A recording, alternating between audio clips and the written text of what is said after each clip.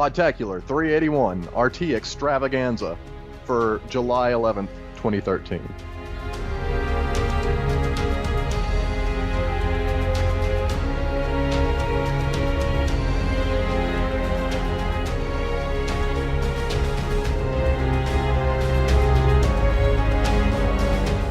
Hello, ladies and gentlemen. Welcome to Podtacular, the unofficial Halo Universe podcast. I'm your host, Duststorm. And I'm your other host, Brent Gamer. And today we are here going to talk about some RTX goodness as well as some announcements regarding Halo that came up out and about during RTX, most of which you guys already know as the Championship Bundle, which includes 2 new maps, some new armor skins, some new weapon skins, some new goodies all around. So New mods. New mods as well. Yep. Got lots of little things in this pack coming our way. But first of all, of course, Brent and myself were in Austin, Texas for RTX last week. So we got to hang out, see some of the show floor, got to see some panels, see the Global Championship, which both of us participated in. I made it through first rounds all the way to the finals, and I lost out in the first round of finals. So unfortunately, I didn't get too far. I got a decent way though. Top 64 out of over 650 people that applied. So I have to say, at least top 10% for RTX isn't bad. Oh yeah, that's pretty great. I participated in the tournament, and then I forgot that it was points based instead of just full on winner moves on to the next round. So after I lost to Dusty, I took second place in the that FFA match that we initially played at first. And I just figured I was out. So the guy at the booth actually ushered me away. He's like, you guys got to get out of here. Like, you can't stay around in here. So I figured I just had to leave when I was actually supposed to stay there and get my next match scheduled. So I'll never know how I would have actually done in that tournament. Probably not very well, but I think I probably could have gotten to the top 64. Maybe. Well, I tweeted you afterwards, like, I think like an hour or two afterwards, and like, you get your card signed, right? And you never responded back, so I guess you just didn't see it in time. No, I didn't. I wasn't anywhere around a device that I could have accessed Twitter with. Wah, wah. Yep, I had my 3DS down there. That was the only thing I brought. I should have brought my laptop. I really should have, and I thought that I would end up losing it, and then I'd be, screwed over for the rest of the year, but I should have brought that. I had my 3DS. I was going to use that to, walk around and play different 3DS games with people, like Animal Crossing or, maybe get into some Pokemon battles, just cool stuff like that. Right. And I forgot to bring my charger. So it died on the first night, and that was the end of that. So, yeah. So that I sucks, need to get of a course. smartphone. Like, the next purchase I make is probably going to be a smartphone. I need one. Like, Yeah. So that was fun. I did get the T-shirt, which was really the reason I entered the tournament. I knew I wouldn't do very well in the tournament, much less get get into the top 6 and, head to the finals. But Right. I actually did better than I thought. That first game I took second. Dusty was first. I think it was a difference of like 2 kills. Yeah, it was very, very close. Yeah, I don't know what the KD ratio was though. So. Actually, I think it was 1 kill. Yeah. I think I eked it out at the end. Yeah, but even if we had tied, I think your KD was better than mine, and that's the kicker. So if you have a better kill death ratio and you tie for first, the person with the better KD takes the match. But I mean, That's getting second. That's how I got knocked out in the finals. It was a 3-way tie for 4th. Yeah. So that was interesting. Only if it was based off of assists, I would have gone through, because I had the most assists out of everyone in that game. Oh yeah, that's the funny was thing great. about FFAs, is just it's half skill and then half knowing the flow of the map, knowing where people are going to be, picking off those extra kills that people can't necessarily finish, or knowing when to insert yourself into a battle to pick up a couple of loose kills or weak players, and then basically racking points up that way. So it's kind of a dirty game sometimes, if you think about it. Yeah, FFA is still kill the game type. I mean, it takes a different skill set than, Team Slayer, obviously. It's mainly about knowing where confrontations are going to take place and making your way to those confrontations in a way that will allow you to end that certain, battle with you taking both of the kills. If you see somebody getting shot in the head, maybe wait till their third shot and then get that last headshot in on whoever they were fighting, and then being able to actually kill the person who was shooting at that guy. So, Right. it's a lot of grenade spam. It's a crazy game type.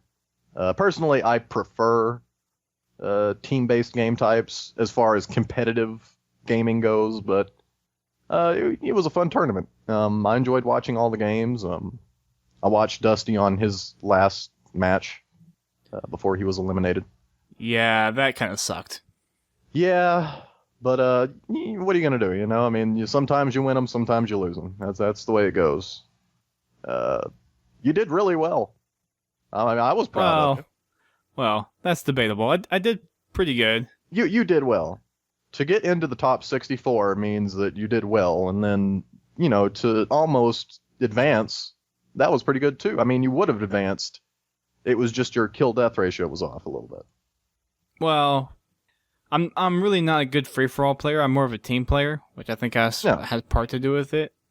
But as far as, I consider myself maybe an above-average player, not necessarily a great player, but that last game that I got eliminated on, I couldn't connect with a lot of things. I had lots of shots, and I can recall at least 2 or 3 situations where I should have had the kill easily, and I just didn't have them. Yeah, but I mean, Sarah. They were a good match. You did good. Also in that last, I mean, the pressure was on. The first matches you play, obviously those aren't as intense as the later matches. Right. It's one of those things. Since I'm not that much of an FFA player, it would take time for me to even really develop those skills. And granted, it would be something nice to get good at, but being a team player, I think, is a lot more important. Yes. Now we have to start focusing on practicing our Grifball skills. Yeah. So we have a interesting little thing going on right now. We're signing up for the GGL League. For those of you who don't know, that's the Good Games League for Grifball. So myself, Brent, Halo Fan for Life, and Ace of Spades Card, and Jackfire Dragon are on the Grifball team for the summer season of the GGL. So we're going to try to get ourselves into some Grifball. It's 10 games over 5 weeks, so 2 games a week. And then the championship weeks, I believe it's like 2 or 3 weeks for those. I don't exactly remember the format, but we're going to try to play in there. I've been saying it for a while that we would get a Grifball team going, and now we're finally doing it. So we practiced a little bit last night after Wacky Wednesday, and we're going to practice some more this weekend. Don't know how well we're going to do. I definitely know quite a few things about Grifball, watching Grifball, knowing the folks over at GrifballHub. So as a team, we have a lot of stuff to work on. But of course, this is mostly for fun. This is our first time really doing it, so it's mostly just kind of for the fun aspect. But it would be nice to do well the first time that we get in there. Maybe place in maybe the top 20% of the teams or something like that would be pretty cool. Yeah, I mean, obviously you're going to see us at the championship game. We will win this tournament. Oh, you're funny, no doubt Brent. about it. Cyber Smashers are going to cyber smash all of y'all, baby. Bam! Bam! Bam! Or it's actually a different sound for Halo 4 Grifballs. I think that they should have custom sound effects that you can choose for each weapon. That would be cool. And they have also, I mean, think about it. They had the armor effects, starting in, wasn't it Reach? Where you'd have Pestilence, or you'd have the hearts flying out of you, the armor birthday stuff. party stuff. Right. I mean, that's just wacky stuff. Why not have, release it later into the game's life cycle even, but, have some sort of wacky stuff like that you can incorporate into the game. And, I mean, they've kind of got that going on with some of the armor skins in this Champions bundle that they're coming out with, but we'll talk about that in a minute. Yeah, I'd love to have, a gravity hammer that makes all sorts of crazy sounds when you swing it. Or like Yeah, you can get like if you got the gravity hammer, like your Spartan has a Jerome voice, and like every time you get a kill, Jerome says something cool. Like, I mean, obviously Jerome works for Bungie now. Bungie, right? Yep. But I mean, his grav hammer is a Halo thing, so. Hell's Jerome. Yeah. That was a thing in Halo Reach. Oh yeah. It was after 15. I mean, he's a badass. Jerome is awesome. I mean, Indeed. Let's see. Let's talk about some other RTX stuff. So, we got there on Wednesday, both of us. Brent got in via bus. I got in via plane. Both of us arrived in the afternoon. I arrived at night. My flight was delayed for an hour and a half, so I didn't get in till about 11:30 to the hotel. I think was about it. Maybe 11:30. So, got there on Wednesday. Got our badges. Walked around on Thursday a little bit. Got to see some of the stuff behind the scenes as they were setting up. Got to go to a pre-RTX Rooster Teeth party. Got to meet up with some people there. Got to see some people that I didn't even think I'd be in the same room with, ever. So that was pretty cool. Drop some names. Do it. You know you want to. No, well, if you want to, but there was quite a few in there. Freddie Wong was one of them. Yeah. So that was pretty cool. I said hi to him actually at PAX East. Didn't say hi to him at the RTX party.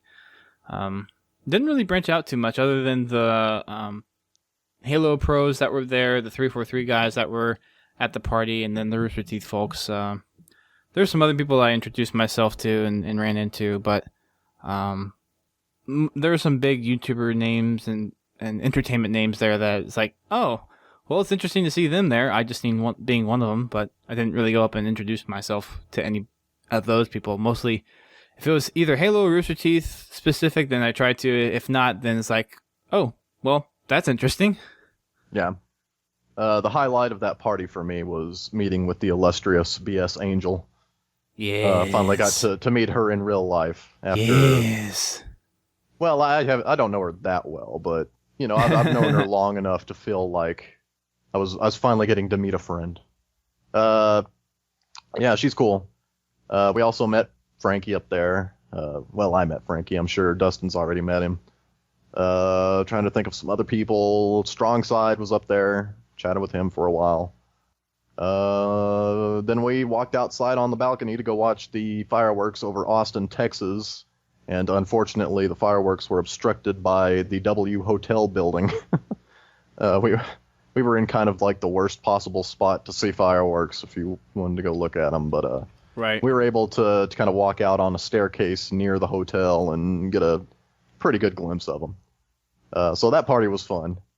Afterwards, we, kind of followed the crowd down into downtown Austin. Went into this place called Buffalo Billiards. Played some foosball, some pinball, stuff like that. Well, we didn't play much, but I'll tell you what. Andy, or Bravo for the rest of the Halo guys out there, he is a beast at foosball. There was this one shot that he had. If you guys know, the front offensive line has the 3 people on it, and then there's 2 defensive lines in front of him. He had a bank shot off the side and into the goal on that front offensive row of players, or whatever you want to call them. And it was like, once he scored that, everyone was just like, stopped dead. It's like, wow. Yeah, pro foosball, man. Like, no joke. Like, you could tell this guy has probably been in some foosball tournaments or in something. His lifetime. I mean, yeah. Geez, he was a beast. Oh, yeah.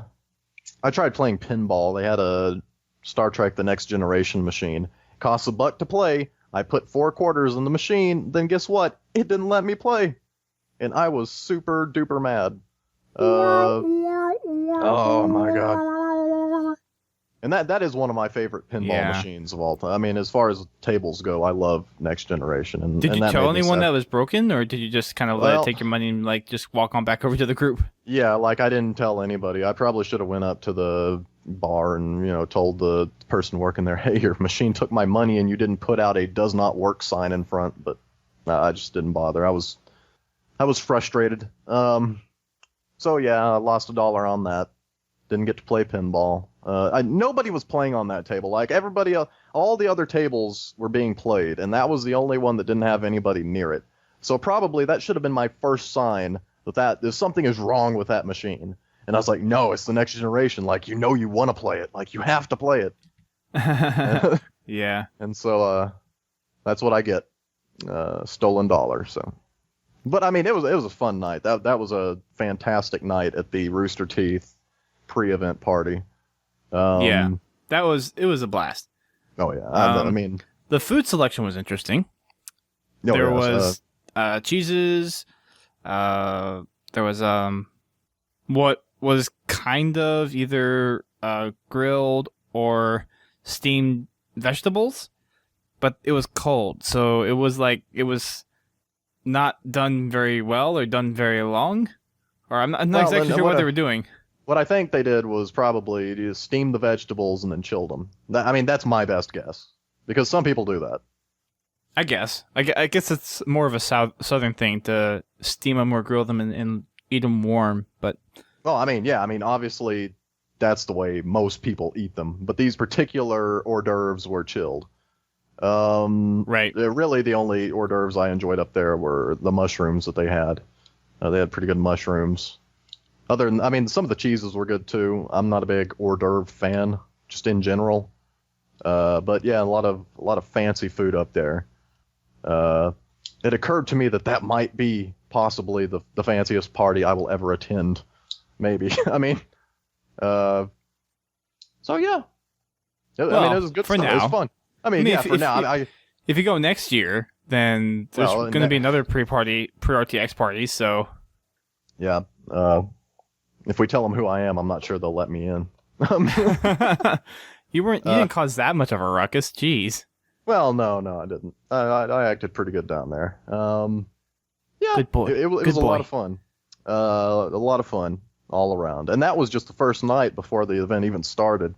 Yeah, we haven't even gotten to the opening of the event. So we woke up the next morning. I don't remember. We got breakfast that morning, didn't we, at the hotel? No, we walked. Was it? Oh, yeah, it was. Yeah. Yeah. It was the breakfast on Thursday. I was thinking that we went out to a pretty cool place.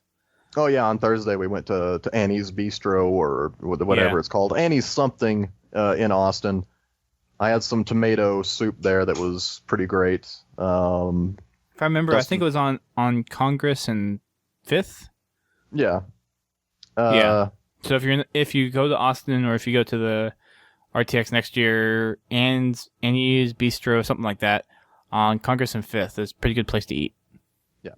So yeah, we the next morning. Back to Friday. Yep. Back to Friday. We got up, got some breakfast at the restaurant that they have inside the hotel. Our hotel was kind of strange because it was 2 hotels in one. They were both Marriott, and there was the Marriott Courtyard on one side, and then the Marriott Residence Inn, yep, where we stayed on the other side.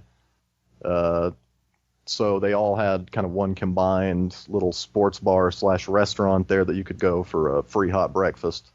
That morning, I had a croissant and some coffee. The official breakfast of Captain Jean-Luc Picard, as I informed Dustin that morning. And quite a few other people. Oh yeah, well, I mean that wasn't my choice. You forced me into that. It was extremely embarrassing, Dustin. So thank you for that. It's just interesting that you know that. I mean, you just. It's interesting that I know that, but that's not something you want to let everybody know that you might know. That's not necessarily a bad thing. No, but I mean, my knowledge of the next generation is probably more extensive than just the general populace. I mean, a lot of people like the next generation, but I really, really like the next generation. I like TNG. Yeah, it's good stuff. Captain left the restaurant. Jean-Luc Picard of USS Enterprise. Oh yeah, sorry, I love that. That's I a love great it song. too. The Picard song. Yes, Picard song. Go look it up if you've never heard it. You need to go listen to that right now if you care at all about the next. I mean, if you care about the next generation, you've probably heard it. So, if you haven't, pause this podcast, go find it on YouTube, and then come back. Yeah. Except if you're in the live stream, stay here. So Friday we got there. We already had our badges, Right. I think. So we could just walk in. Everybody else was getting ready to register. I guess they waited until the first day of the event to do that. So sucks the to be expo that. hall actually opened up noon the first day. Yeah. So I actually went in early, checked up on the Grifball people. Actually hung with 343 for a while. We had a few games going into that we started playing before the floor opened. So I went in there like 2 hours early, and then played quite a few matches with the Waypoint guys. I almost beat Bravo on a game. It was 30-29. I almost beat him in an FFA game. I was so happy, and then he finally just got killed, and I'm like, well, you suck. You're like, no.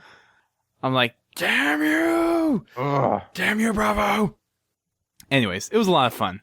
Oh, yeah. And then, Brent, you got in around 12:15, 12:20? Yeah, sometime around then. The lines to get in was actually pretty quick. It was a lot better than, at least from my personal experience, in PAX. Well, yeah, but I mean, PAX probably also has a lot more people. Oh, well, yeah. Lots more people. It's PAX. That day they were kind of sectioning off people to like go in one group at a time into the exhibition hall. That was the only time they really did that. Was that first day, right when they opened. I guess just too many people were trying to get out on the show floor like the instant it opened. So I waited a little bit, but I still got in around 12:15. Yeah, I got in there, checked out all the booths. Dusty was busy helping the Grifballers, finish their final preparations for their booth. It was looking good. First thing I did was just kind of look around. Played some Mario Kart 64 that day. There was one kind of, I guess, local video game shop, popping mom and pop style video gaming shop that set up a booth where they had Mario Kart 64 playing on a projector, and I was like, oh yes, it's time to play Mario Kart. So yeah, it was basically retro game stuff that they had up there. They had several consoles, I believe, in the glass case with controllers and all these game carts from several years back. Yes, the time before time, back in the NES and Super NES days. Back before Halo. They had some interesting things up there. They had I got to see a Power Glove up close and personal. Never actually, I mean, I've seen the Power Glove for the original Nintendo, but I'd never actually seen it in real life. So I actually got That's to pretty look cool. at that. Like I was gonna touch it, but I thought that they might get mad about touching their old stuff. So I didn't. I was gonna put it on and like take a picture with me holding the Power Glove. That's what I wanted, but yeah, I probably should have asked. They had an old Rob up there, a robotic operating buddy or something. I don't know what that stands for, but it was a peripheral for, I think it was the original NES, if not the Super NES, that you would connect and it would play a certain set of games. But it was actual like robotic buddy that could pick up blocks and then put them on another pedestal, and you'd play games that way. So that's pretty cool. Sweet. That's pretty cool. Just about every old system from the 70s and 80s were there. Yeah. A lot of cool stuff on that booth. They also had a lot of T-shirt booths where you could walk around, buy game-related T-shirts. Obviously, you would expect that to see. I mean, just at every convention, they got stuff like that. Yeah, plenty of gaming gear. Plenty of gaming gear. Yeah, if you're looking for swag, conventions are the place to go. So at the Sanchi booth, I picked up a Slow Bro T-shirt, or a Slow Bra T-shirt, B-A-R or B-R-H-A.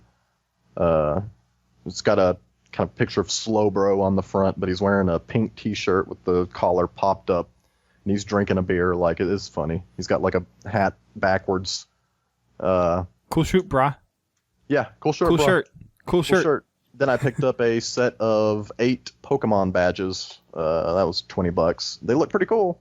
I wore them throughout the conference. I wanted to get one, but by the time that you got them and the time I decided to go over and try to get them, they were out. So I'm like, no. They were like the #1 selling product up there. I mean, other than a couple of select T-shirts. Right. So yeah, just fun times all around on the exhibition floor. I didn't do everything on the show floor that they had set up. Some of those lines for the Achievement Hunter and Rooster Teeth things were outrageously long. I honestly didn't even bother with that. I went over there to take pictures. I guess to lay out the general floor for you guys that weren't there. Once you first got in, you had the Rooster Teeth store on the left. You had the Halo 4 Global Championship on the right. Then you had a bunch of booths in the middles for the vendors, whether they were selling shirts or showing off stuff. The 405th Source actually had a booth there. We'll get to that in a minute. Main stage was in the back left. Food court was on the left-hand side. The Grifball booth was in between the food court and the RT store. And then the RT podcast booth, or the RT podcast setup, was over kind of near the back right, and then the extreme back right was the Achievement Hunter side of things, where they had people doing trials files, other Achievement Hunter stuff, and then they had the Tower of Pimps, of course. Mm-hmm. Oh, and alcohol on the show floor. So so they were selling beer. Yep. A lot of people walking around holding Shinerbach and Corona. So, I mean, if you were 21, you could have a lot of fun on the show floor at RTX. I definitely know playing Halo 3 was much more fun when I had a Shiner in my hand. Still won every match I played in Halo 3, I think, except maybe one. We lost by a couple points. The people on my team weren't fantastic, but, I mean, it was just a fun thing. It wasn't a competitive type of thing going on. It was just, Iron Gaming set up all these Vanguards, and they were all hooked up to Halo 3, so I'm like, yeah, I haven't played Halo 3 in years. I'm going to do that. First match I played was on Snowbound, which was kind of disappointing because Snowbound is not one of my favorite maps from Halo 3. A lot of people were playing on Sandtrap. That was weird. Really? Yeah. I would have thought there would have been some other more popular ones that were played, like Guardian. Yeah, I didn't see Guardian being played at all. I saw Last Resort being played. Last Resort would be, yeah. I would assume that one would have been played. I played on Last Resort, I think. Man, I'm trying to remember which. But yeah, I was expecting Guardian, and it never showed up. I'm sure they played it at some point during the weekend. I just wasn't there to see it. But good stuff. Interesting. A lot of fun to be had on the floor. Lots of stuff. In my opinion, RTX is way better than PAX. It's a lot smaller. It's a lot more focused on the RT community and what they're interested in. Unlike PAX, where it's a lot more gaming, nerd culture, the trading card games, the Magic the Gathering stuff. There's about half the stuff, if not more, at PAX that I'm not interested in, where at RTX it was like, wow, all this stuff I could really get into if I had the time. I feel like I could meet some more Pokemon fans at PAX than I could RTX. Probably. I mean, there were definitely Pokemon fans at RTX. I saw some people walking around with Pokemon T-shirts, Pokemon badges. I mean, the fact that the pin set that Sanchi was selling, went out within the first 2 days, probably good evidence that there are some Pokemon fans up there. But yeah, it was real fun. RTX, it seems more personal than the other conventions, even though that RTX is... It really does. Really the first gamer con I've ever been to. It's a lot smaller, and it doesn't take up the full convention like PAX does currently with PAX East and PAX Prime. Yep. So the audience is definitely a little bit smaller. It's not as big as PAX, so that environment, I think, is a lot more conducive to be more enjoyable, to be more immersive. Oh, yeah. Trying to think what happened later that day on Friday. If there was anything we special. mostly, we were kind of hanging around playing our games. And for me, I just kind of went back and forth between the Global Championship booth and the Grifball booth. Walked around, bought a couple things from the 343 store, bought one of the matte prints of the Forerunner art, the one with the warthog in the bottom left and then the Forerunner kind of background on the right. And that's limited edition. There's only 150 of those printed, so managed to pick up one of those. There's a cam shirt that I bought there as well, so got myself a shirt. Surprised I actually didn't spend more on some of the other shirts that were there. There was a a pair of red and blue shirts. I was thinking about getting one of the pairs, but I decided not to. And then there were some other prints that they had there as well that I didn't get. It was a pretty good little store, I think, for the stuff that they were selling there. Of course, I think the big thing that everyone was there for was trying to get one of those shirts, one of the Global Championship shirts, and they're really nice. Oh yeah, it's a nice T-shirt. I'm wearing mine right now, actually. Looks I cool. see. Halo 4 Global Championship 2013 combatant. So. Yay! Cool T-shirts. Yeah. So, Cool T-shirt, brah. Friday was the night we went out to Threadgills, right? I think it was Friday. Yeah, it was Friday. Because we went to TGI Fridays on Saturday. That's right.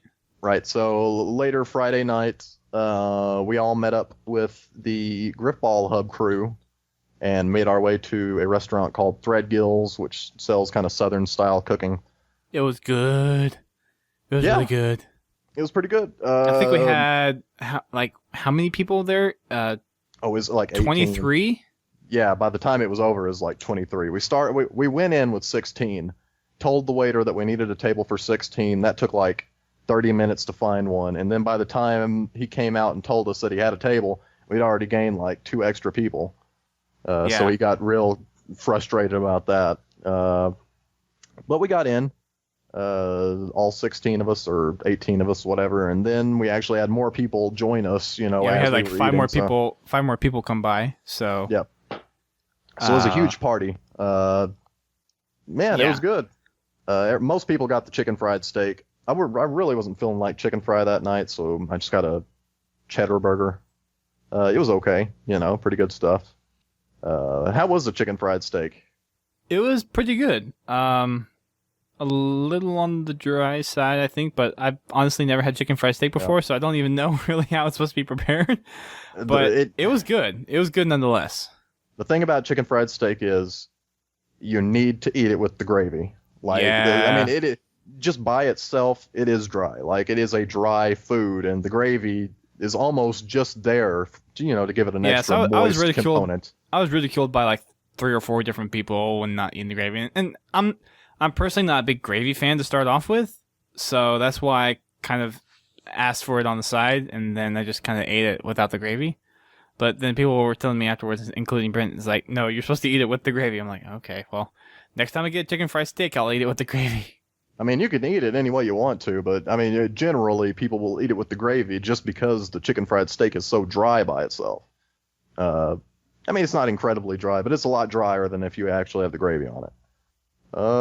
So that was fun. After that, we went back to the main GrifballHub hotel, the Hyatt place, and we stuck around in their kind of lobby/bar playing Cards Against Humanity. I thought that was Saturday. Was it Friday? It was Friday. Yep. Oh, Saturday was the day we went back and just went to the hotel. Okay, yeah. So we played cards for, what was it, like 2 hours? Yeah, 2.5 hours. That game is amazing. It is, in my opinion, the ultimate party game as far as cards go. Yeah, it was. If you guys have a chance to go out and buy Cards Against Humanity wherever you are, I think they may be selling it online right now. They may have sold out already since they put more stock up since PAX East. But if you have the chance to get it, and if you've played Apples to Apples before, then it's very similar to that. Go get it. It is one of the funnest party games you will ever purchase. It's worth the purchase to get it. I will warn you now, though, if you are offended by sexual or disgusting content, don't buy this game. Or all out, you won't enjoy it. Or all out just the bad side of humanity, just the wrong side of humanity. Yeah, just awful stuff. I mean, the game is called the party game for horrible people. I mean, it's true. It brings out the worst in you. I mean, it doesn't really bring out the worst in you, but it's just fun to come up with these kind of awful, terrible kind of phrases using these cards that have, awful things on them and then, adding them to a normal question. It's just a lot of fun. So we played that for a long time. Went home and got ready for Saturday. went and ate the hot breakfast at Champions Bar. That's just that bar inside the hotel. I don't remember if anything happened that was real interesting that morning when we ate. I think we just ate and left. Got to the show floor. Everything that was there the last day was still there. I don't think they added any booths. That was the day that I actually went to my first panel. I didn't actually go to any panels on Friday because there weren't really any panels that interested me that much. I didn't go to any panels on Friday either. There were some I wanted to go to, but I didn't get around to going to them, primarily because of having to play in the Global Championship. Yeah. We both had our match at 140 on Friday, so we missed out on some of the best panels they had that day. But yeah, I mean, it was still fun on Friday. First panel I went to was the Halo panel, I believe. Yeah, I think that was mine as well. Actually, it was only that one, and then the Grifball panel that I went to. Those were the only two panels I went to, actually. There was one other panel that you went to. Well, we'll get to that one. We'll get to that one. Yeah, those were the three that I saw too, including the one that you're thinking of. So yeah, I went to the Halo panel. Because we were with GrifballHub, we were able to sneak in on the front row, so that was pretty sweet. Not the very front row. I was media, but, I mean, so... yeah, so Dustin had his media pass. He could have just flashed that and been like, yeah, VIP status, sucker. Got in on the front. But I only had my weekend pass, which was fine. I mean, I was waiting in line, but then I had to use the restroom, and I was worried they weren't going to let me back in line. But I got in with the Grifballers. Texarcist came by and got Murherder and myself in the line with the Grifballers. Murherder is a Grifballer himself. I really didn't know that much about the GrifballHub community prior to this event, so I was just surprised that, they let me stick around and annoy him that entire weekend. So I'm real appreciative for that. So thanks, GrifballHub guys and gals. Yeah, just a lot of fun. This is your first convention really outside of the one that you went to MLG, right? Yeah. So yeah, your conference experience is still quite young. Yes. I think at least I've seen it with, I've seen it this way as I've gone to conferences, but the more people that you just hang out with, especially in and around the Halo community is such a great place to be with. I'm so happy to be a part of it and to be doing a podcast in it because the people in it are just fantastic. They're so supportive and appreciative of work people do, with support that people give to other communities and whatnot, and it's never an issue to hang out with people and just talk to people. Everyone's always open to share their thoughts and ideas and experiences with Halo, and it's just really, really cool to see that kind of camaraderie among the greater Halo community.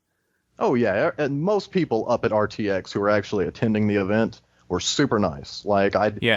The whole time I was up there, I expected to see maybe a couple fights break out between, just people getting into arguments. I mean, really, you get a whole bunch of people together. Generally, there's going to be fights breaking out. But I didn't see a single fight break out. Maybe there were, maybe I just wasn't around to see it. But everybody was super cordial. They seemed real excited. I mean, they were a good group of people.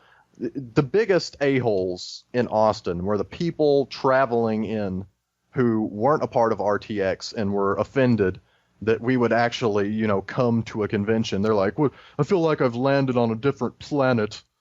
I mean, it's, I guess they came just to see the city, but, then they see, a Ruby cosplayer walk by. They're like, whoa, what are you doing, man?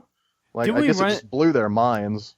We ran into someone on Sunday when we were walking in. There was a bicyclist going through, and Sunday morning they actually had a spot in front of the convention center blocked off, and they had police cars on either end with roadblocks set up and some guardians walking around. And this biker comes up to one of the guardians, and the guardian tells the biker they're doing a shoot, and he's like, "Oh, what was it for?" It's for Rooster Teeth, and they do gaming and internet stuff. And the look on the guy's face and just the expression afterwards is like, huh? Oh yeah. They're doing what? Now the locals were pretty cool about it. The people actually living in Austin, most of them that I spoke to that were asking about it. I mean, they were just curious as to what we were doing. I mean, they probably thought we were a little strange maybe, but they didn't actually make any, kind of rude comments about it. No. Yeah. So everybody was. But yeah. No. super I mean, cool. Yeah. The Grifball folks are always cool to hang out with. Oh yeah. Those guys were extra cool. Yeah. I got to meet several of like the higher end like pro level Grifballers there. The Red Hot Bikini guys, the Green Army guys. There's some other teams there as well. Actually, looks like there's a Grifballer in our chat stream or our stream right now. So, hi Lamb Chop. Hey. So we got to meet lots of cool people. There's even a party on Sunday, which we'll get to here in a second. So yeah, that pretty much wraps up Friday. We did cards, and then we kind of dispersed after that. Saturday, we woke up pretty early. I thought the doors opened at 10, so we actually woke up around 9 o'clock, 8:30ish. Took showers. I spent some time doing something on my computer. Oh, I was working on slides for my panel because I actually hadn't started working on slides until that night. So yeah. So I was working on slides for a bit. Went over to went downstairs for breakfast around 9 o'clock. Got some food. Started heading over to the convention center around 9:45, and everyone was already inside and the doors were open. It's like, oh, well, I guess it opened at 9. So people were already in there. Not as busy as Friday. It was definitely not as packed, at least for the morning. It got a little bit more busier throughout the day, but other than that, it was pretty much identical to Friday. Got to watch some Grifballers play their games on Saturday. So most of them played on Saturday. I believe it was Murherder, Forsaken Mango, Nanadel, and Vayner Freya. I think there may have been another one. Was there another Grifballer? Was there a fifth one? I don't remember. Nuke Taco, maybe? Yeah, maybe. I forgot if he played or not. Lamb Top will remind me if he did. But those Grifballers got to play some games. Forsaken Mango actually made it one game past me. I think. So he got the furthest out of everybody that I knew there. There was another HBO person, or 2 HBO people that were there. Brian Newman, who we've had on the show before, for some of our lore casts, he was among the top 32, I believe. And then there was another guy that we met, that we hung out with quite a bit over the weekend. And his name is Jess, and he made it to the top 16. So kudos to you, man, for making it that far. Yeah, good job. Quite an accomplishment to even say top 16. Unfortunately, I had my panel on Sunday, which is when the finals were, and I couldn't watch him play, but still, to get that far is pretty cool. Also on Saturday was the Halo panel, the Halo 4 panel, which was pretty awesome. There's some massive details coming out of that. Got to see Jessica, Frankie, Andy. It was Gus up there, right? Yep, Gus. Yeah, Gus. And one of the map developers from Certain Affinity. I forget what his name was. Let's see. If you want to look that up for me real quick. Yeah, I'm looking it up, trying to figure it out. I'm kind of bad about knowing the Certain Affinity guys' names. I do have a business card for one of them, for Mike, but he was not the one on the panel. So, as far as the panelists up there, that's the list of panelists. We had a special appearance from Jen Taylor for about a minute or two. She came in, said hi, and said, "After this panel, I have my own panel. Come over to that." So it's like promoting her panel, and how many people. I wonder if people left the Halo panel to go see her panel or not. I probably should have. I didn't hear much shuffling. I really wanted to get Jen Taylor's autograph. Like, that was the one autograph I wanted the entire week, and I didn't get it, so I feel bad. I feel as if I failed. I failed RTX, Dustin. There will be other days, Brent. There was only one mission. I only had one job to do. There will be other days. Jen Taylor. There will be other days. Yeah, I can't find his name, and now I feel really bad because I can't remember it. I do know that was the guy who bolt shot a player in the Ricochet preview game that they were showing off. And everybody booed him. You remember that? Oh, he did? Yeah, he was the guy that they actually showed playing the match. They focused on his screen. No. That was Joel from 343 who they were looking at. Wait, that was Joel? Yeah, that wasn't the Certain Infinity guy. That was okay. Joel. All right, I got you. I thought it was the Certain Infinity guy. No. And for those listening to us, it's a Joel from 343, not Joel from Rooster Teeth. Just clarifying that. Yeah, we met Joel at the party too. That was cool. At the pre-event party. At the pre-event party. That was a lot of fun. So yeah, we got to see the first live Ricochet match available to the public. That was cool. It was pretty cool, and Andy was up there commentating like a professional match. It was awesome. Yeah, it was great. It looks like a really fun game type. So if you don't know what Ricochet is, it is basically soccer or basketball meets Halo. So there's two goals. There's a ball in the middle of the map. You go and you get the ball. It's like a Grifball basically, and you can throw it around. You can pass it. And you can either throw the ball into the opponent's goal or run it in for more points. So I think it's 50 if you throw it in and 75 if you run it. It was 50 if you ran it in. Because that's what I said. No, you said 75 for running in, 50 for throwing. No, I said 50 for running in and then 75 for...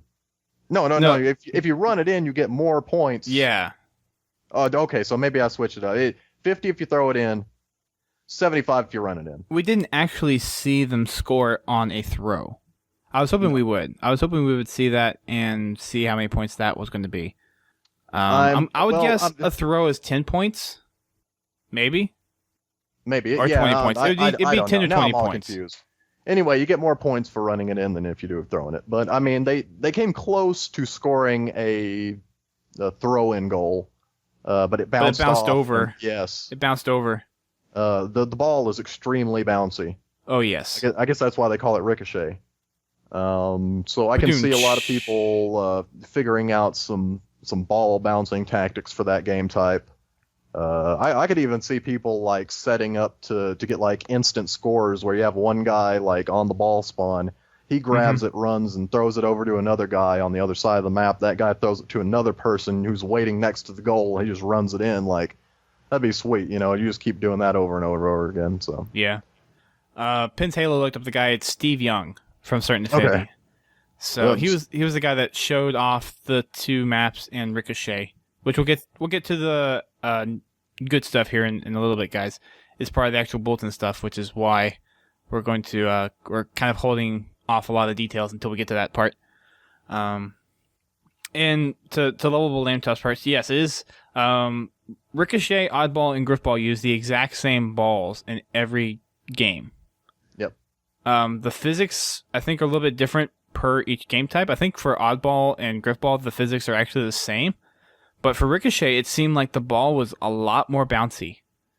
At least when they were throwing it around, it seemed like the ball definitely bounced off like floors and walls a lot easier than from what I've seen playing Grifball and Oddball. So it seems like they altered the ball physics a little bit for this game type specifically. Yep, bouncier balls. Always much more fun.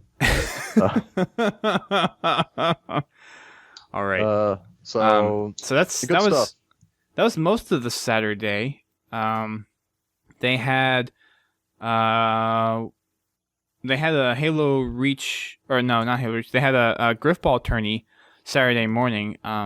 For Friday afternoon, they actually had a Grifball tourney for a lot of the pro teams, and then they had signups for teams going through Friday, and then for the teams that signed up, they had a tournament Saturday morning, and that was a lot of fun to watch. I don't know how long you stayed around for that first part of the day, but it was really fun to see some new players. Well, they're probably not new to Grifball, but to see some kind of amateurs, amateurs or up and comers at the game really play, and it was a lot of fun to watch. So the crowd really got into it over when they saw the pro teams play. So it was a lot of fun. Oh yeah. Let's see, what else happened Saturday? They had the poster signings from the 343 folks that were on the panel and some of the other Certain Affinity folks that were there. And kept on playing through the Global Championship, watched some people play their final games. So that was most of Saturday night, and then we went to TGI Fridays for dinner. Oh yeah, TGI Fridays was pretty great too. Sat around with Meir Herder and Alley Cat. Right. Talked to them for a while. Learned that we actually have people in the Hubcast who listen to Podtacular, so yay! Yay! Yay! Shout outs to those guys, yay! Yay! There was much rejoicing. So we were there for, let's see, a good 2 hours, 2.5 hours maybe? We were there for an hour just waiting for food, really. Oh yeah, it took them a while to cook. I think they were understaffed at the time, and they Maybe. especially didn't, expect a group of 12 nerds to come by, hungry and thirsty. We want food. Yes, Well, food. The thing is, we split up and went back to our hotels to drop stuff off. I came back. Brent, you were sleeping at the time, and I came in, woke you up. You started getting ready, and I was just kind of laying down, looking through some pictures and looking through the slides a little bit more. And we were there for maybe about 20 minutes or so. Then we went by, and they were just waiting, and I think they had been waiting for about 20 minutes at TGI Fridays, and then we were there for another good 20 minutes or 10 minutes afterwards before they came and got us to sit us down. So Yes. I don't know. And it was weird on Sunday because I went out with some of the Grifballers to lunch or to stop by and get drinks to TGI Friday for lunch on Sunday, and all they were serving was a buffet, and all that was on the buffet was I think like steamed vegetables and mashed potatoes with toppings. It wasn't, you couldn't even order anything off the menu, and it was really, really strange. Yes, just an odd, I don't know. TGI Fridays wasn't that great. The food was okay, and being able to talk with Allie and Mur that was fun. Mur Herder, yeah, that was a lot. It was really cool to sit down and talk with those guys. Let's see, who else was there? A lot of people were there. Yeah, Goose and Vanny Cal was there. Danny, Honcho, Mango, Leo, Goose. yeah, Leo, Cal. Goose, Cal. I think Jess and the other HBOer was there too. Yes. Yeah, that there were a couple other ones I can't exactly remember off the top of my head, but it was a lot of fun. We basically, after the restaurant, we broke up. I tried to get online with a couple people to practice some games for the championship Sunday, and of course, no one got on. So Brent and I just played some FFA for a while, and it kind of sucked. Oh that yeah, I did night. awful that night. I Both had of to us quit did playing, awful. and I just watched Dusty play. I cheered And I him did on, awful after that. Well, we needed to get prepared. I needed to get Dusty prepared for his big match the next day. So I figured, I was just going to watch him, to get him ready for some FFA action, because FFA is completely different than team-based. And I mean, I know that you played FFA, but generally, don't you play team-based games? Yeah, I'm more of a team player than an Yeah. FFA player. Yeah, so I mean, you got to get used to it a little bit going into an FFA game type. Just It's a in different terms style of play. Yeah, It's a different. it is. That's what it comes down to. Yeah, it is. So we did that, got ready, fell asleep. The next day, we prepared for Dusty's big match to find out. The problem was that if Dusty had won that match or advanced into the next match, there was no guarantee that he would have been able to make it to his panel. The schedules would have conflicted. Dusty Well, said, if I got the next round, actually the match following my first one for that day was immediately afterwards, so I wouldn't have missed it for that. Right, but if you had won that one and advanced to the final matches, Right. it might not have. I would have had to synced up right. forfeit. Yeah. I would have had to forfeit and be like, nope, I got a panel. Sorry. Yeah, and that, I mean that would have been unfortunate. You get into the finals and then you leave to to go host your panel, which is more important. I mean, you have an obligation to do that, and I mean personally for me, it would have been more fun than playing Halo. You get to sit up there and talk with the most influential podcasters in the Halo community today. Yeah. So that happened. Yeah.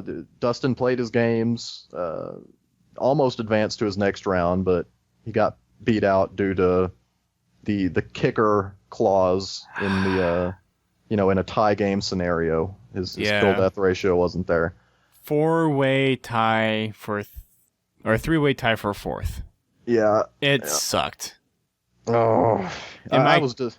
My KD spread was the worst out of everybody. There was a lot of kills I choked on. I got some lucky kills at the end, which put me in a tie. And then I found Forsaken Mango, and I was trying to get a last kill on him, but time just ran out. So, if the tiebreaker was based on assists, I would have gone through because I had the most assists out of anyone on that in that game. Alas, it's based on deaths, so what can you do? I got through the top 64, so can't complain about that, and got a cool shirt out of it too. Yeah, there's nothing wrong with a free T-shirt, especially when it's as cool as this one. Right. Pretty exclusive too, So. Yeah. I have a feeling they'll probably give some of them away at Gamescom, and then at the finals they'll probably give some away there as well. But you can't buy them on the store, which is important. Correct. We did kind of skip ahead that there was the Grifball panel on Sunday. Oh, yes, the Grifball panel. So 11:30. We went to that, and that was amazing. We got to watch Tex, Goose, Cal, Nuclear Taco. Trying to think and Taco Pizza Hunter. Oh yeah, Taco Pizza Hunter. Taco Pizza Hunter was the intended guest, and Nuke Taco, after a few questions, he was just summoned up to the stage because he does a lot of the forging stuff for GrifballHub. So he pretty much took a permanent seat as a fifth member of the panel. But it was really cool to watch. There was the highlight reel from the last season, which was pretty cool. Kind of a shout out to all the donors that made the GrifballHub or the Grifball booth possible. So for those that don't know, the Grifball booth that was at RTX was all funded through Kickstarter. It was not done on their own money. It was community based and supported, and it was really cool to see them come out, to see the community come out and really support this. They hit their first goal pretty quickly, and they had 3 other stretch goals, which eventually led up to them doing Grifball tournaments. And yes, that was the dog lamb chop. But that was all done through support from the community, and it was over $4,000 raised. So it was, shout out to the GrifballHub community. You guys are awesome. Oh yeah, and you guys are amazing. The booth was fantastic. Yes, special shout out to the GrifballHub leaders such as Goose and Cal and Tex who made that event, completely possible. It was amazing. We spent most of our time with GrifballHub during our RTX experience, and I really appreciate them, kind of allowing me to stick around, even though most of them didn't know me at all. I kind of kept wondering, like, what? Who do they think this, weirdo, sitting in the corner next to Dusty is? Like, I introduced you as my co-host, and a lot of people took to you. So. Yeah. Yep, that's one of the things about first time you go to conferences, though. You just have to kind of stick yourself out there and just kind of, not necessarily pester people, but just like hang around them and let them kind of remember who you are. And that's kind of helped me throughout my whole convention going, I guess, career, if you want to call it. But just going around and meeting up with people and saying hi again, keeping in touch with them on Xbox, on Twitter, and whatnot. So I think you met a lot of cool people. I think a lot of people will definitely remember you if they meet up with you again. So. Oh yeah, I hope so. I'm definitely going to be at the next RTX. I will find a way. Yay! If I have to start walking in like March and just keep walking towards Austin. We'll get you there. We'll get you there Yeah. one way. We'll start Kickstarter to get you to RTX. Oh man, I don't know what my like reward goals would be. Like, oh, at $1,000, like I don't know what I would do. I really don't. Like, what could I give people in exchange for $1,000? A Brent was here shirt. Yeah. I don't know if they want that or not. But yeah, it was a great experience, and it was amazing. Grifball panel was great. Some great questions there. Mainly, what I got out of the Grifball panel was some pretty good tips as far as not jumping towards the goal when you're running the Grifball. Generally, especially back in Halo 3, I was kind of accustomed to jumping into the base to score, but I don't know nowadays because that gravity hammer affects the physics of your Spartan so much. You really just bounce around in the air for a while and just get killed if you try to jump at the goal. But right. So yeah, that was a cool panel. I think it was 2 hours after that panel was the podcasting panel. No, it was quite a bit afterwards. The Grifball panel was at 11:30 and my panel was at 4. Oh, okay. So that was so yeah, it was a big hours, gap. As far as so just to break down the Grifball panel, what they did was they showed their highlight reel with the donors to the booth, and then they showed the Grifballer of the Year, which was Taco Pizza Hunter from Hot Bikini Guys, and after that they basically just opened the floor to questions. So just think 40 minutes of questions. Actually, the donor thing was at the end. Sorry, they did the Grifballer of the Year at the beginning, and then they opened the floor to questions. So they literally had like 45 minutes of questions all about Grifball, and most of them were pretty good. So of course, being RTX, there are a lot of people there interested in Grifball, so it's one of the perfect places to have that kind of panel, and to see them have the booth there was also really, really cool. All the tournaments that they threw, including the ones on the main stage, it was just really cool to see them be kind of highlighted there, especially just shouting out to Grifball and GrifballHub. So way to go, guys. Yeah, just a little aside here. Like, I was waiting in line for the Grifball panel, and there was this girl in front of me with, I guess it was her dad or something. I don't know. She must have been 16 or 17. She just kept looking at me. Like, she would talk to her dad, and then she'd just look at me. And I didn't know what was up. And, like, even at the panel, like, she was sitting in the row in front of me, and she'd, like, turn around every time I'd, like, they'd clap about something, or they'd say, like, here's Grifballer of the Year, and, I'm a loud individual anyway, so when they do that, I go, woo, and start clapping and stuff, try to get the crowd riled up. And every time I would woo, she'd just, like, look behind herself and, like, glare at me, but it was like a blank stick. It was a blank stare. Like, it didn't look like she had, like, malice in her heart. She wasn't, like, her eyebrows weren't squinched up and looked like she was going to kill me. I don't know what her deal was, so... Oh, man, that was weird. Brent's stories from RTX. That's kind of strange. It was odd. To this day, I will never know what that was all about. Yeah, we may never know. So my panel was on the last time slot for Sunday. It was at 4 o'clock on Sunday. And for those that haven't been paying attention to the podcast recently, it was a panel for podcasting. So this was whether you guys are starting out in podcasting, or if you have a podcast and you want to learn some little tips and tricks that may help kind of make your podcast a little bit better, attract an audience a little bit better, or what have you. This panel was supposed to be more or less a high-level overview of what podcasting is and how to really get started with it. And it turned out pretty well. Brent came down and scared me a little bit when he said that they're turning people away from going in. I'm like, wait, did we fill out the room or something? And you came down and was like, well, they're turning everyone. They said everything is full. I'm like, it's more than 30 minutes before the panel starts. How's it full? It turns out that all the lines were just kind of full, and all the hallways were stuffed with people. Every room wasn't necessarily full, but the upper floor for the lines were full. The room I had was supposed to be able to seat approximately 400 people, and we may have had a third of that filled up. So I think we had maybe around 150, maybe closer to 200 people show up for that, because there were some people that came in after the panel started, and there were some that left. So we had, I want to say maybe around 200 people total saw that in the room, and then I don't know how many people were watching the live stream. Yeah. So I got worried. At first, they weren't going to let me into the panel because I was too late. You know, they were turning everybody away, saying that everything was full. So I just kind of snuck in with Dusty while he made his way over there. Well, I said you were with fun. Me. Yeah. And I was a panelist. So, yeah, got in, went up about 30 minutes early to start setting up.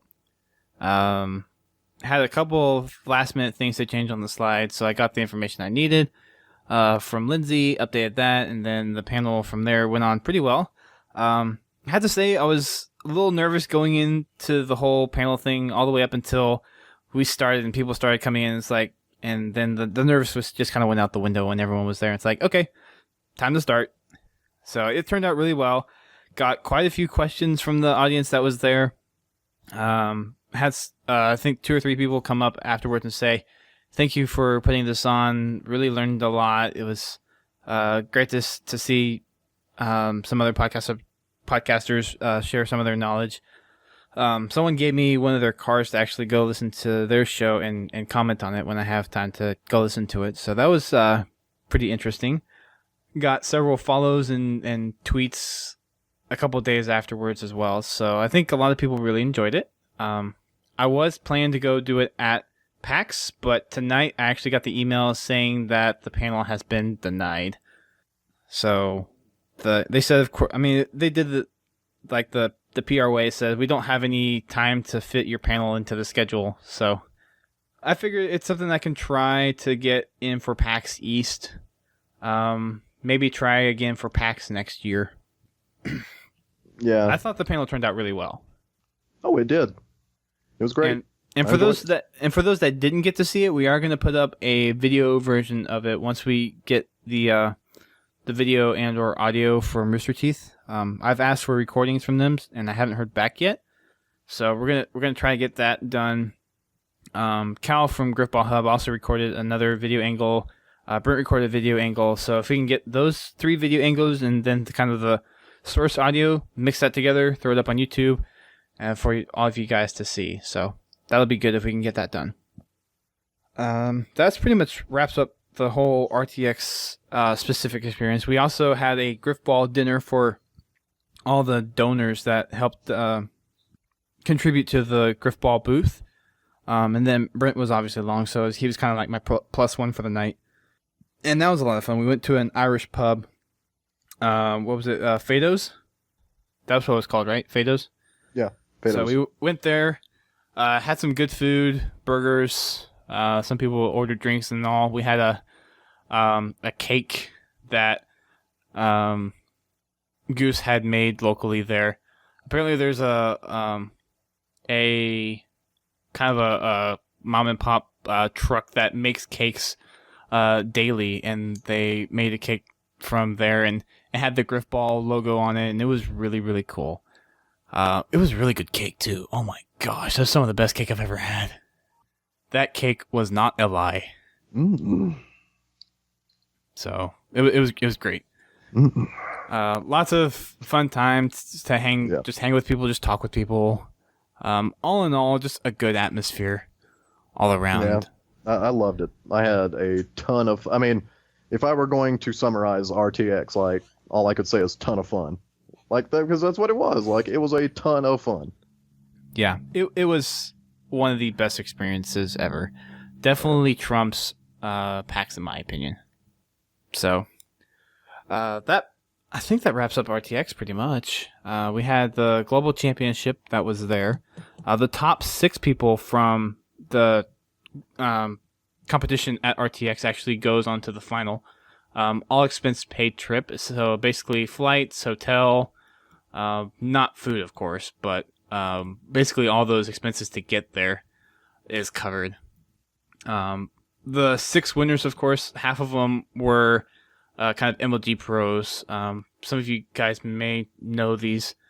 Snipe Down being one of them, Strong Side, Goofy, Toxic Nate, and then a couple others that I think are just kind of regular Joes that I haven't at least heard of. But Footed Panda and then Dale967.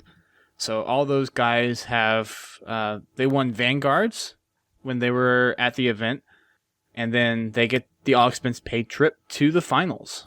And that's going to be sometime in August, possibly early September. I think it looks like it may kind of line up with PAX, if their scheduling and programming works out. Talked with some of the 343 guys afterwards, and they don't have a date set yet, but if it's possible, they may do it at PAX. But that's still completely up in the air at this point. Yep. So, there was the Grifball panel, which we talked about. There's the Halo panel that we talked about, which we'll get into some details about that a little bit later. There was my panel, the podcasting panel, the Grifball booth, the floor layout. I mean, that's pretty much it. So lots of fun all around. If you guys do have a chance to go to RTX, I highly encourage it. If you're a big Halo fan, then you're obviously probably a fan of Red vs. Blue. If you hadn't heard of Red vs. Blue, head on over to roosterteeth.com. It's a machinima that they have over there. It's really funny. They do a really good job over there. They're on their 11th season.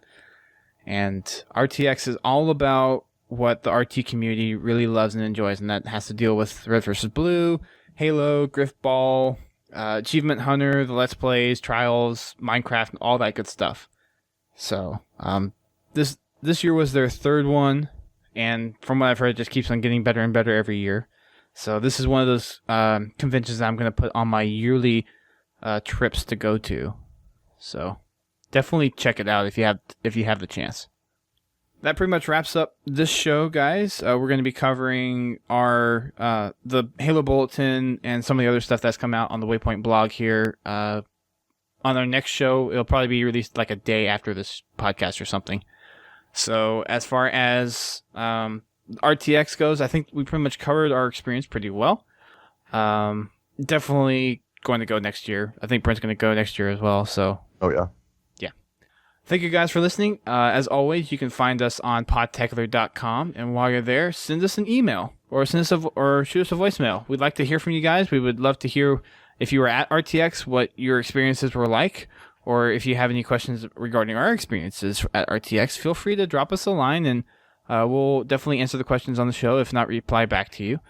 Of course, you can do that at sending an email to submissions@podtacular.com, or you can use the submit button on the homepage, which will take you to a contact form where you can send us the email. Or you can call us on our listener voicemail at 240-200-HALO. That is 240-200-4256, and leave us about a 90-second message at the most. That's a pretty good time frame for us. You can also find us on Twitter, Facebook, YouTube, and of course Twitch, where we stream our shows every Thursday at 8:30. That is actually going to change to 8 o'clock on Thursdays. So the game nights are still going to stay 8:30. That's Monday Night Matchmaking on Mondays at 8:30. That's Wacky Wednesdays on Wednesday at 8:30. But we're going to be moving the podcast up to 8 o'clock on Thursday. So just a slight programming change for you guys to be aware of. We do have a schedule of shows coming out pretty soon. We are actually going to have a set schedule for a change. I have a pretty good estimate of what's going to be coming down the road in terms of topics we're going to be covering. So that will be out in a matter of days. If not, by the time you're listening, it might already be up. So definitely check out the website for upcoming shows. One of which is going to be a podcast on Silentium. So if you have not read the book and you don't want to be spoiled, definitely go out, grab it. If you need to, reread through it. We'll be talking about that in a couple of weeks. Of course, we do this show for you guys for free, but if you are interested in helping us out a little bit with hosting and for some of the stuff that we give away at conventions, definitely drop us a couple bucks. We have a donation button on our homepage. It's for PayPal. So if you use that, you can drop us however much you want, whether it be $5, whether it be $10, or The sky's the limit, but please don't just waste a bunch of money on us. Be liberal, of course. But if you have anything you want to just throw away, we would highly appreciate it. So that wraps up our show for our RTX coverage.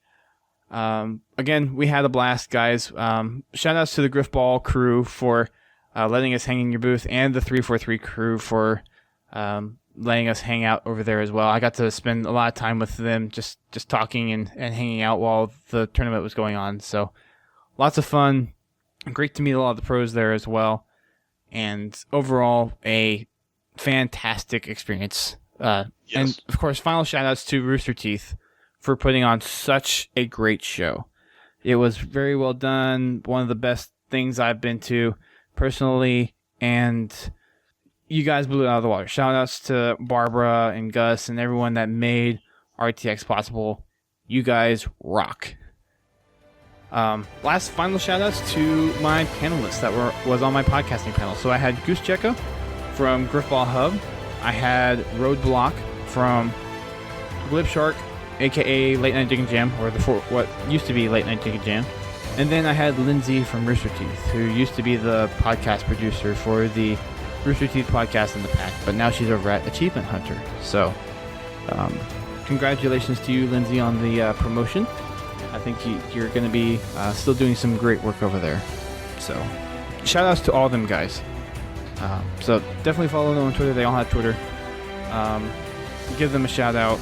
I've tweeted them. Just if you manage to watch the panel or listen to the panel at some point, just give them a shout out and just show how much you appreciate them supporting me throughout the panel, because they were definitely a big help to making it a reality. And if they weren't there, then the panel would have been a bust. So that's pretty much going to wrap it up for the show tonight. Thanks again, guys, for tuning in, and we will see you guys on our next podcast covering the Halo Bulletin and some other Waypoint goodies. Keep on fragging the Halo 4 Global Championship. Yes.